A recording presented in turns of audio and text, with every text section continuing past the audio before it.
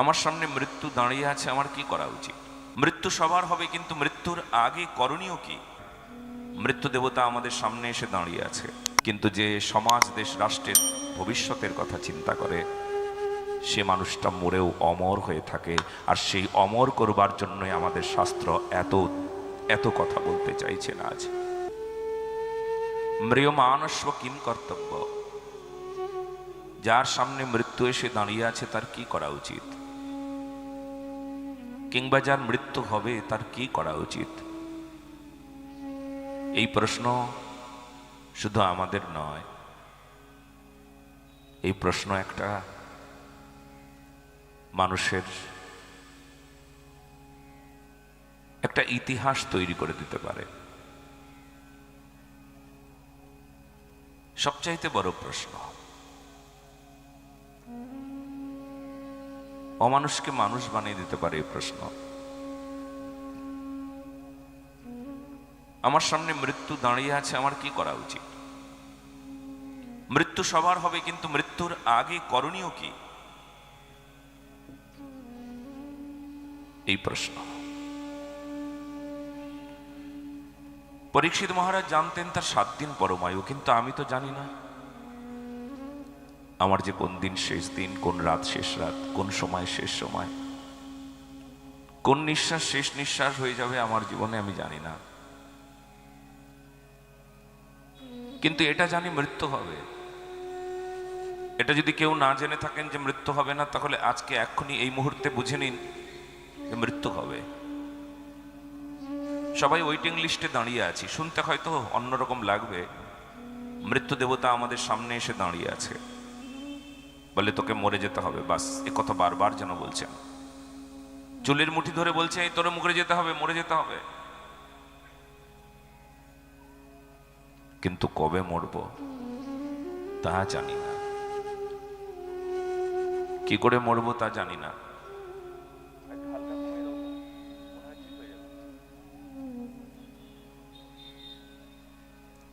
মৃত্যু হবে এটা নিশ্চিত,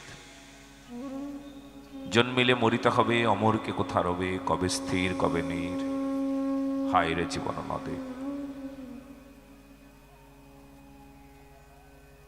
তবে আজকে এই বিষয়টা আমরা ভালো করে জেনে নেব, মৃত্যুর আগেই আমাদের সবকিছু করতে হবে। মরে তো যাব, কিন্তু করে মরব। মরলে হবে না, সবাই মরে যায়, কিন্তু যে করে মরে তার মরণকেও সে জয় করে নেয়, সে মৃত্যুঞ্জয়ী হয়। আমার সনাতন শাস্ত্র সেই মৃত্যুঞ্জয়ী বানিয়ে দেয়। এক একজন মৃত্যুঞ্জয়ী হব। আমরা যেমন তেমন মরতে জানি না। কতজন মরে গেছে আমরা কোনো হিসেব রাখিনি, সেও কোনো হিসেব দেয়নি। আমি মরে যাওয়ার আগে কি করে গেলাম এর কোনো হিসেব নেই। আমরা জানি একটা মানুষ পরিবারকে কেন্দ্র করে চিন্তা ভাবনা করে, আমি মরে যাব, মরে যাওয়ার আগে আমার ভবিষ্যৎ কি হবে, মরে যাওয়ার পর আমার ছেলের ভবিষ্যৎ কি হবে, মেয়ের ভবিষ্যৎ কি হবে, আমি যারে ভালোবাসি তার ভবিষ্যৎ কি হবে। সবাই নিজের ভবিষ্যৎ বা আপনজনের ভবিষ্যতের কথা চিন্তা করে, কিন্তু যে সমাজ দেশ রাষ্ট্রের ভবিষ্যতের কথা চিন্তা করে সে মানুষটা মরেও অমর হয়ে থাকে। আর সেই অমর করবার জন্যই আমাদের শাস্ত্র এত এত কথা বলতে চাইছেন আজ। অমর বানিয়ে দিতে চাইছেন আমার শাস্ত্র তোমাকে, আমার ভাগবত ধর্ম তোমাকে অমর বানিয়ে দিতে চাইছে। চলো অমর হয়ে যাও, কখনো কোনোদিন মরবে না। মৃত্যু হবে কিন্তু তুমি মরবে না, মানুষের কাছে জীবিত থাকবে। সমাজ তোমাকে মনে রাখবে, দেশ তোমাকে মনে রাখবে, রাষ্ট্র তোমাকে মনে রাখবে। ইতিহাসের পৃষ্ঠায় তোমার নামটা স্বর্ণাক্ষরে লিখিত থাকবে। এটা সনাতনী মৃত্যু। এমন জীবন তুমি করো গঠন, মরণে হাসিবে তুমি, কাঁদিবে ভুবন। এমন জীবন তৈরি করো যে মৃত্যুকালে সারা পৃথিবী তোমার জন্য কাঁদবে, আর তুমি হাসতে হাসতে মৃত্যুবরণ করবে। এই মরণের জন্য অপেক্ষা কয়জন করি আমরা? ছেলেটাকে ওই কথাই শেখাতে হয়, মেয়েটাকে ওই কথাও শেখাতে হয়। আমরা জানি ছেলেটারও মরণ হবে, মেয়েটারও মরণ হবে, আমার বাচ্চাও মরে যাবে, এটা আমি নিশ্চিত। কিন্তু তাকে যেন এইটুকু আমি বোঝাতে পারি, এই মরে যাওয়ার আগে করে মরে যেতে হবে। কি করবে? ব্যাংক ব্যালেন্স কি করবে, ঘর বাড়ি কি করবে, প্রপার্টি কি করবে? আরে চরিত্র তৈরি করবে। বলো না গো রাধে রাধে। ক্যারেক্টার বিল্ডিং জানতে হবে। কে জানাবে, কে শেখাবে? স্কুল কলেজ ইউনিভার্সিটি না, মোটেও না। ক্যারেক্টার বিল্ডিং তোমাকে স্কুল কলেজ ইউনিভার্সিটি দিতে পারবে না, পারে না, হয় না। ওখানে জড়শিক্ষা হয়, ওখানে সার্টিফিকেট দেয়, ওখানে পাশ করলে চাকরি পায় অনেকেই। মানুষ হবে কিনা সন্দেহ।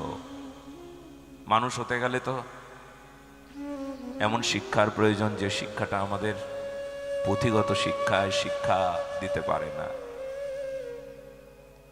এই জন্য জীবনের সবচাইতে বড় এই বিষয়টা ভালো করে জেনে নিতে হবে যে মৃত্যুর আগে কিছু করে যাব, কিছু করে তারপর মরব।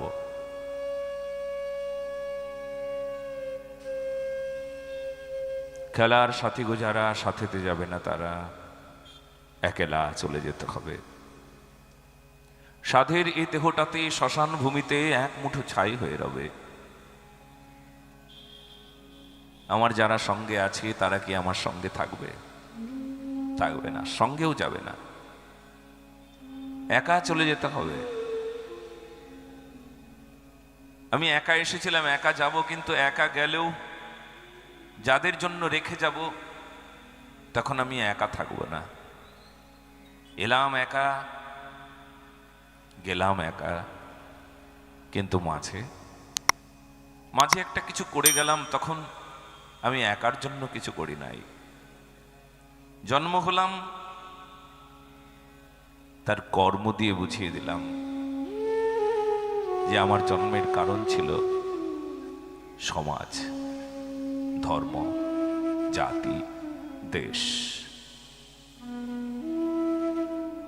বাস এই কথা।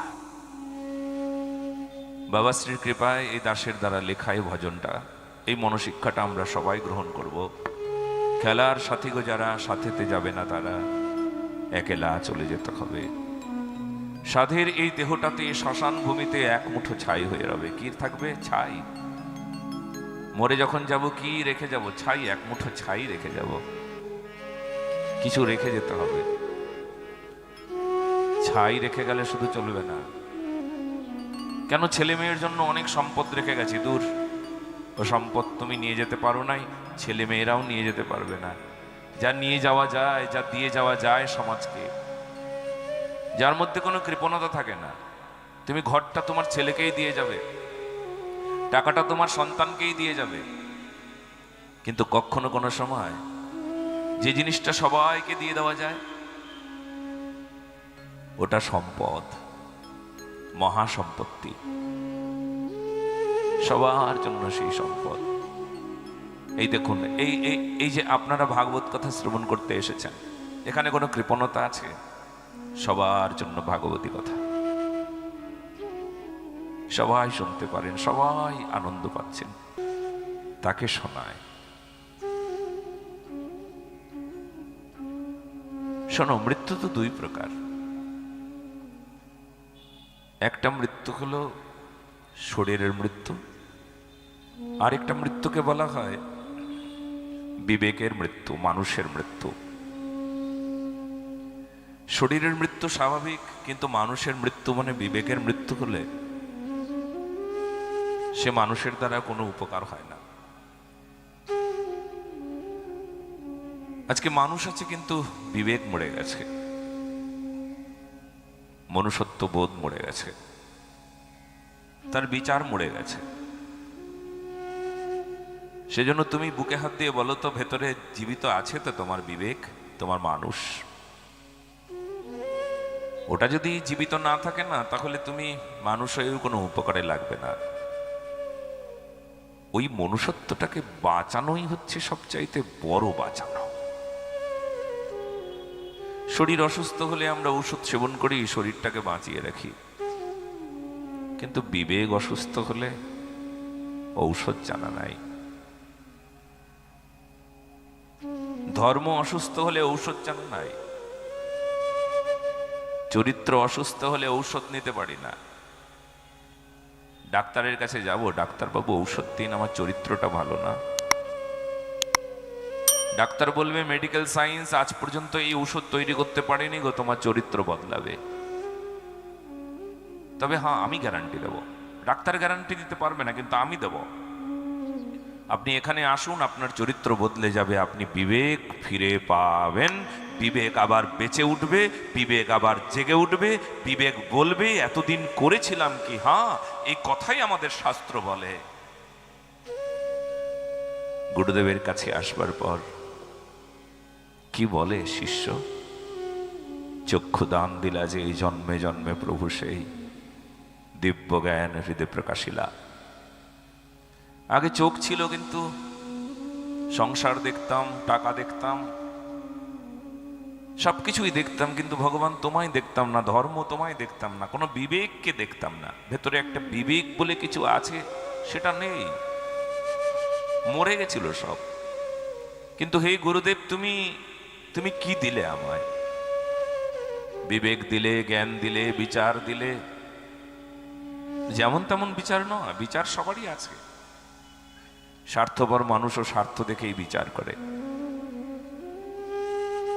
কিন্তু সুবিচার, সুবিচার স্বার্থ দেখে না, সুবিচার নিজের কথা ভাবে না, সুবিচার শুধু ঘরটা ভাবে না, সুবিচার বলে না ছেলে মেয়ে বউ এই নিয়ে কিপ্টে জীবন, বাদ বাকি সব ভেত্তেরি আর জ্বলে মরা। এটা বিবেক বলে না, সুবিচার বলে না। সুবিচার তো তার বিরাট সংসার, জাতিকে রক্ষা করতে হবে, দেশকে রক্ষা করতে হবে, সমাজকে রক্ষা করতে হবে, বিরাট ভাবনা, ব্রড মাইন্ডেড।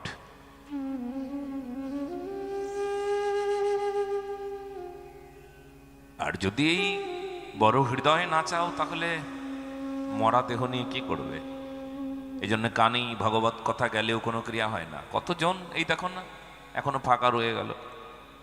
আজকে 3 দিন হয়ে গেছে। কালিয়াগঞ্জ এইরকমই হয়, কালিয়াগঞ্জের মানুষের এইরকম হয়।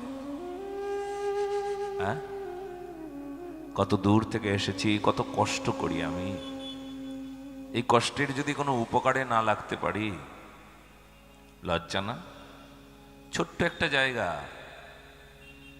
জায়গা দিতে পারবে না, রাস্তা ভরে যাবে। সব জায়গায় তাই হয়। এটা যদি মালদায় হতো, তো পাশেই তোমাদের মালদা, রাস্তা ভরে যেত, সমস্যা হতো মানুষের চলাফেরা। এখানে যদি 10-15 হাজার হয়ে যেত, 30 হাজার হতো, তাহলে কোথায়? রাস্তা রাস্তা ভরে যেত, গাড়ি টাড়ি কিচ্ছু যেতে পারতো না। কিন্তু দেখো কেমন কথা আছে, ধর্ম আছে, কিন্তু নেবার মানুষ নাই। খিচুড়ি দাও, খিচুড়ি শেষ হয়ে যাবে, নেবার মানুষও তখনও হাত পেতে বলবে কি আমাকে দিলে না?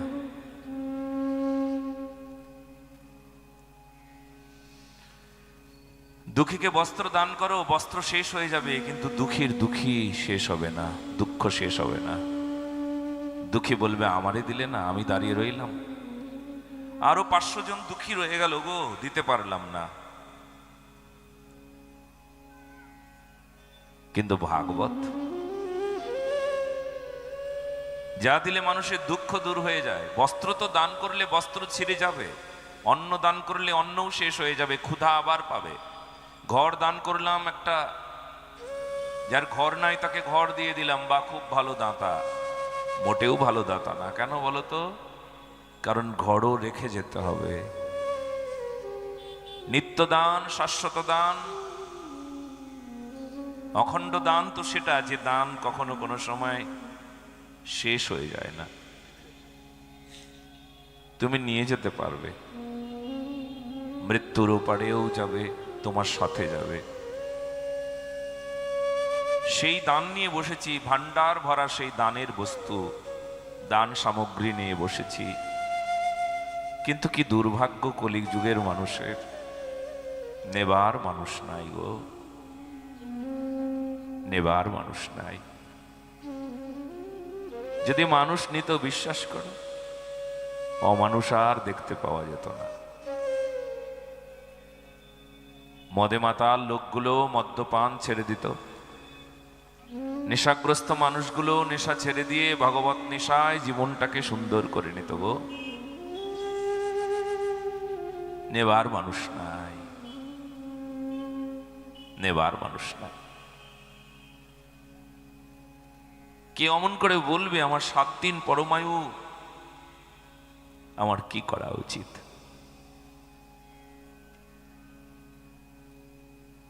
ক্যান্সার পেশেন্ট হসপিটালের বিছানায় বসে মৃত্যুর সঙ্গে পাঞ্জা লড়ছে। ডাক্তার বলে দিয়েছে যখন তখন যেতে পারে।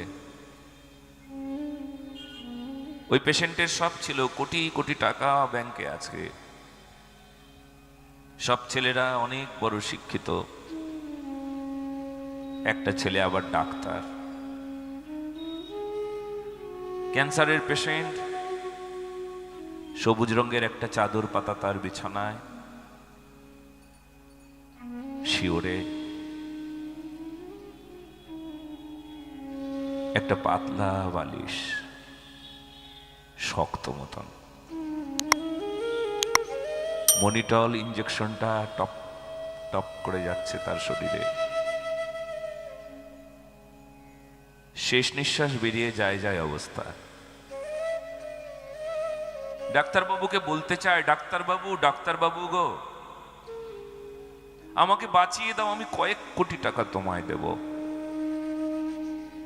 বাঁচিয়ে দাও আমায়। শব্দ মুখে বেরোয় না, শরীরে এত শক্তি নাই যে শব্দ করবে। বলতে চাইছে হাতের ইশারায়, বলতে চাইছে ডাক্তারবাবু, কিন্তু মুখের শক্তি নাই।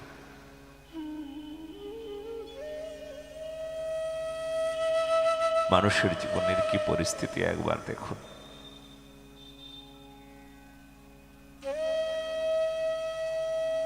মরিতে চাহি না আমি সুন্দর ভুবনে।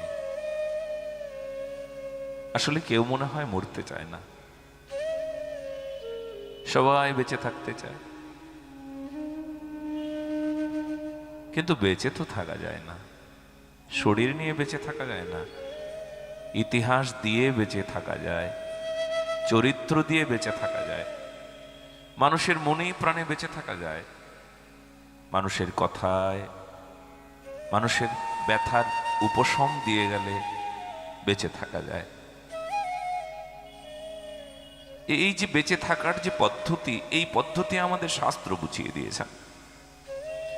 এই জন্য সনাতনীরা শুধু মরে না, কারণ মৃত্যু হয় তাদের। এবার শুনবো মৃত্যু 2 প্রকারের। আগে শুনছিলাম শরীরের মৃত্যু 2 প্রকারের হয়, এইবার শুনবো মৃত্যু 2 প্রকারের। এক মৃত্যুকে বলা হয় কারণ মৃত্যু, এক মৃত্যুকে বলা হয় অকারণ মৃত্যু। কারণ মৃত্যু কাকে বলে? মৃত্যুর আগে ভগবানের চরণে মতি হয়, ভক্তি হয়, মৃত্যুর পর ভগবানের চরণে গতি হয়, তাকে বলা হয় কারণ মৃত্যু। আরেকটা মৃত্যুর নাম অকারণ মৃত্যু। মৃত্যুর আগে ভগবানের চরণে মতি হলো না, ভক্তি হলো না, মৃত্যুর পর গতিও ভগবান হবে না, অকারণ মরণ হবে। কেন মরল গো? বলে ভগবান মরণের কারণ না। যে মরণের কারণ ভগবান হয় না, সে মরণ মরণ নয়, অকারণ, বেকার মরে গেল। এমনিতেই আসলে এই মরণটাই সবারই বেশিরভাগ হয়। 100 জনের মধ্যে 100 জনেরই এই মরণ। ভাই, মৃত্যুর কারণ ভগবান ছিল না, দেশ ছিল না, সমাজ ছিল না, মৃত্যুর কারণ বেকার। 100 জনের মধ্যে 100 জন, লক্ষ জনের মধ্যে লক্ষ জনেরই এমন মরণ, কোটি জনের মধ্যে গুটি, 1 জন ব্যতিক্রম। 1 কোটি মানুষের মধ্যে 1 জন শুধু তার মরণের কারণ সমাজ, দেশ, ভগবান, গুরুদেব। মরণের কারণ তোমার জন্য মরেছি আমি, তোমার সেবায়। ব্যাস, এই যে কারণ, এই কারণটাই দরকার। মানে কারণ মৃত্যুর প্রয়োজন। শ্রী শুকদেব মহারাজ যখন প্রশ্নটা শুনলেন তখন তার খুব আনন্দ হলো। প্রশ্নটার পর উত্তর দিলেন, বরিয়ানেশ্বতে প্রশ্ন কৃতলোক হিতং নৃপ আত্মবিদ সম্মতঃ পুংসং শ্রোতাব্যাদিষু পরঃ।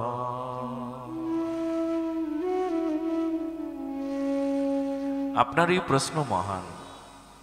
এ প্রশ্ন জগতের কল্যাণ করবে, জগতের মঙ্গল হয়ে যাবে। আর যে প্রশ্ন তত্ত্ব বিষয়ক প্রশ্ন, জীবস্ব তত্ত্ব জিজ্ঞাসা, জীবের উচিত কি হবে? তিনি তত্ত্ব জিজ্ঞাসু হবে। কাকে তত্ত্ব জিজ্ঞাসা বলে? যে জিজ্ঞাসার উত্তর ভগবান সম্বন্ধ হয়, তার নাম তত্ত্ব জিজ্ঞাসা বা ব্রহ্ম জিজ্ঞাসা। তো শ্রী শুকদেব মহারাজ বললেন, এই 7 দিনে ভগবান পাওয়া যায়। 7 দিন কেন? রাজা খট্টাঙ্গ 48 মিনিট পরমায়ু পেয়ে ভগবানকে লাভ করেছিলেন। আজও ভগবানকে পাওয়া যাবে। 48 মিনিট অনেক বেশি সময়। এখনই এই মুহূর্তেই আপনি ভগবান পেতে পারেন, তবে বিশ্বাসটা আপনার, শ্রদ্ধাটা আপনার, সঙ্গে সঙ্গে আপনি ভগবানকে লাভ করবেন। কি করে ভগবান পাবেন? আমার বিশ্বাস, তোমার কৃপা। শ্রদ্ধা শব্দে বিশ্বাস কহে সুদৃঢ় নিশ্চয়, কৃষ্ণ ভক্তি কইলে সর্ব কর্মকৃত হয়। তার মানে এখনই ভগবানকে পাওয়া যাবে? বলে হ্যাঁ। কি করে? বলে তুমি ভগবানের হয়ে যাও, এক্ষুনি তুমি ভগবানের হয়ে যাও। মুখে বলা সহজ, কিন্তু হওয়া কঠিন। বলে কি করে ভগবানের হব? মুখে বলে দিলাম আমি ভগবানের, হয়ে যাবে? বলে না, হবে না। কিন্তু সংসারের যে আমি, এটা আমি জানি। আমি আমার স্ত্রীর, আমি আমার স্বামীর, আমি ওই ঘরের মালিক, আমি আমার ছেলের, আমি আমার মেয়ের, আমি ওই টাকার, এটা আমি জানি। কিন্তু আমি ভগবানের, এটা তো এতদিন জানতাম না। এই যে যখন ভগবানের হয়ে যাব, তখন ভগবান আমায় কৃপা করবে, তখনই আমি ভগবানের হব। সেই মুহূর্তেই ভগবান প্রাপ্তি হলো।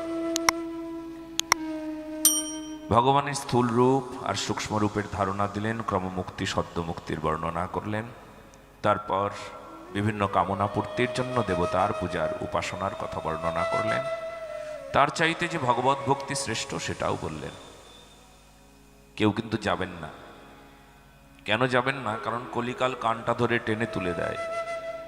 কলিকাল বলে এই ভাগবত থেকে যে চলে যায় আমার উপকার হয়। বলে কি? তার সর্বনাশ করি, তার অমঙ্গল হয়। অমঙ্গল হয় বলেই তো আমি মঙ্গলের জায়গায় আসতে পারি না। কলিকাল কানটা ধরে টেনে তুলে দেয়, ওট ওট ওট, এখানে বসিস না, এখানে বসলে তোর মঙ্গল হবে। আর তোর যদি মঙ্গল হয়, আমি তোর সর্বনাশটা করব কি করে? এই জন্য দয়া করে কেউ এখান থেকে না যাওয়াটাই ভালো। এসেছ যখন, একটু কান পেতে শুনি, কি বলছে শুনি না।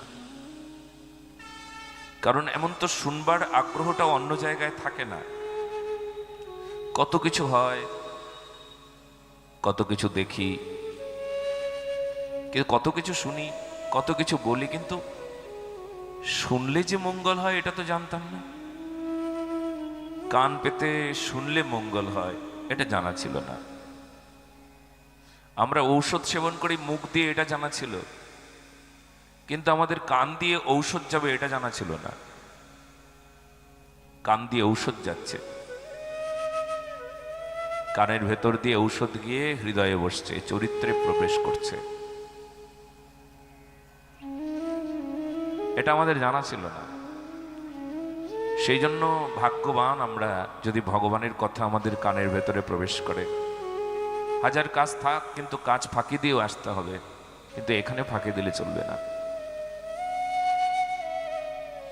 কোনো একটা কারণ নিশ্চয়ই আছে এখানে আমরা কেন আসতে পারছি না। কিছু একটা অসুবিধা আছে, তা না হলে এখানে শুধু হিন্দু শব্দ ব্যবহার করব না, এখানে বলবো বৈষ্ণব। কত বৈষ্ণব বাড়ি, চারিদিকে বৈষ্ণব, গলায় তুলসীর মালা, তিলক, প্রসাদ ভোজি। কালিয়াগঞ্জে অনেক আছে, অন্তত গুনে গুনে 4-5 হাজার তো হবেই। আমি জীবনে প্রথম এলাম, কিন্তু এরকম দৃশ্য দেখতে হবে আমি ভাবতে পারি নাই। তার মানে সবাই নিজের দিকে নিজেরা ব্যস্ত। এখানে না এলে যে হবেই না, এখানে না এলে আমার ঘরের ঠাকুরও যে মুখটা ঘুরিয়ে রাখবে আমার জানা নাই। ঘরে রাধারানী আছে না, ঘরে ভগবান আছে, গোপাল আছে, যার যে বিগ্রহ। আমি যদি এখানে না আসি, এখানে ভাগবত হচ্ছে, আমার বিশ্বাস, আপনার এই বিশ্বাসটা হওয়া উচিত, ভগবান মুখটা ঘুরিয়ে রাখবেন। ভগবান আপনাকে বলবেন, ওরে ওখানে ভাগবত হচ্ছে, তুই কষ্ট করে গেলি না আমার সেবার জন্য, দূর, তোকে আমার সেবা করতে হবে না, যা বেরিয়ে যা। বিশ্বাস করো, ভালোবাসাটা তো শেখানো যায় না। যে যারে ভালোবাসে তার কথা বলতে ভালো লাগে, শুনতে ভালো লাগে। কি করে শুনবো? শুনবার ব্যবস্থা হয়েছে, তাও শুনবার আগ্রহ নাই। আগে তো এমন হতো যে শুনবার জন্য পাগল হয়ে যেত মানুষ। যখন শুরু হবে তার আগে বসে বসে অপেক্ষা করতেন, একটু বেশি করে শুনবো। কিন্তু আমি এইরকম পরিস্থিতি দেখবো কালিয়াগঞ্জে আমার জানা ছিল না। আমার মনই লাগছে না, প্রচন্ড কষ্ট হচ্ছে।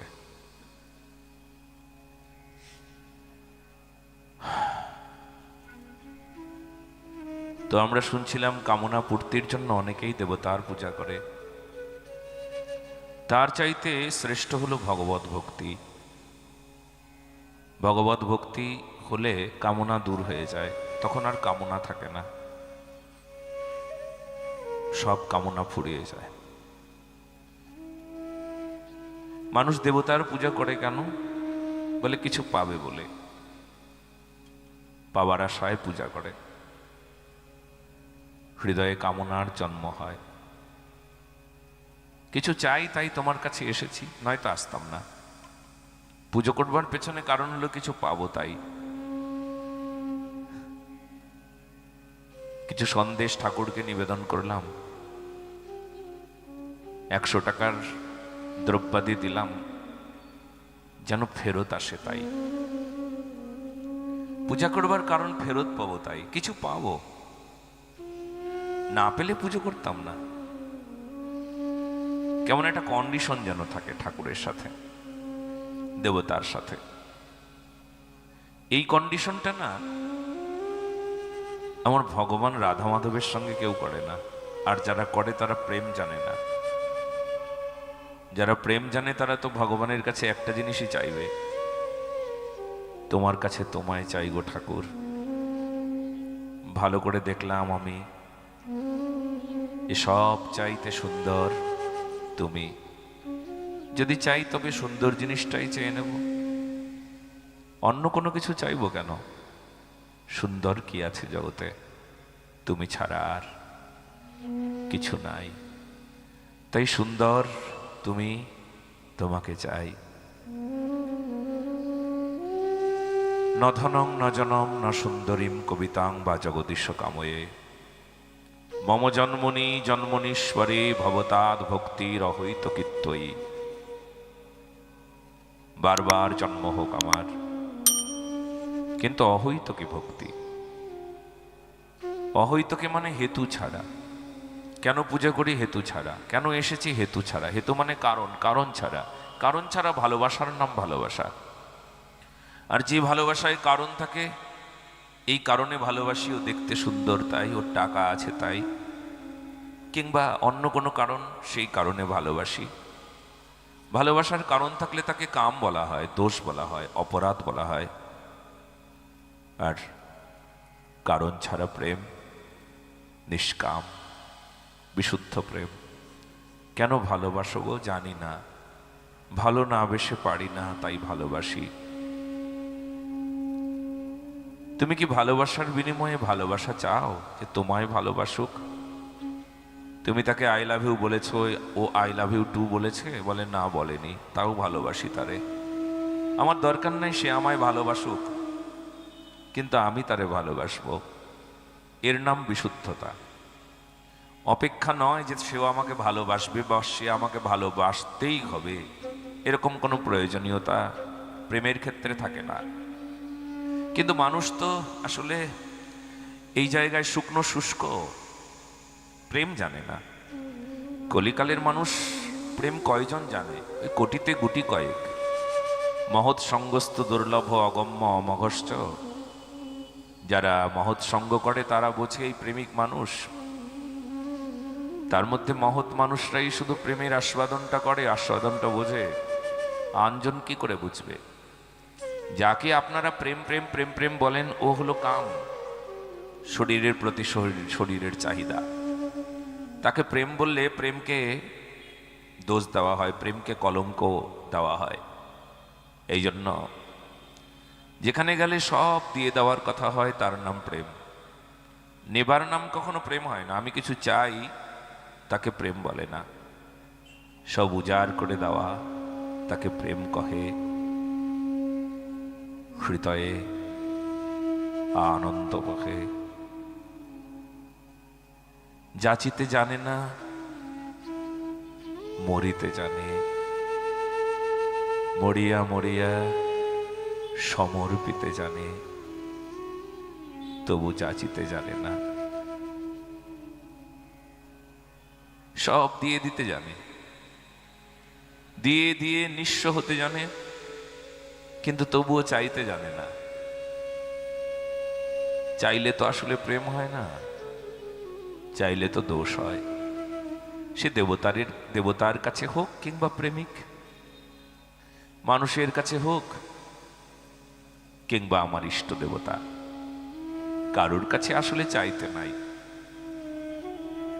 যদি চাইতেও হয় তবে চাওয়াটাও শিখে নিতে হয়। কেমন বিষয়ে চাইব, কি চাইলে কোনো দোষ হয় না। যদি যারে ভালোবাসি তারে চেয়ে নি, তোমার কাছে তোমারে চাই গো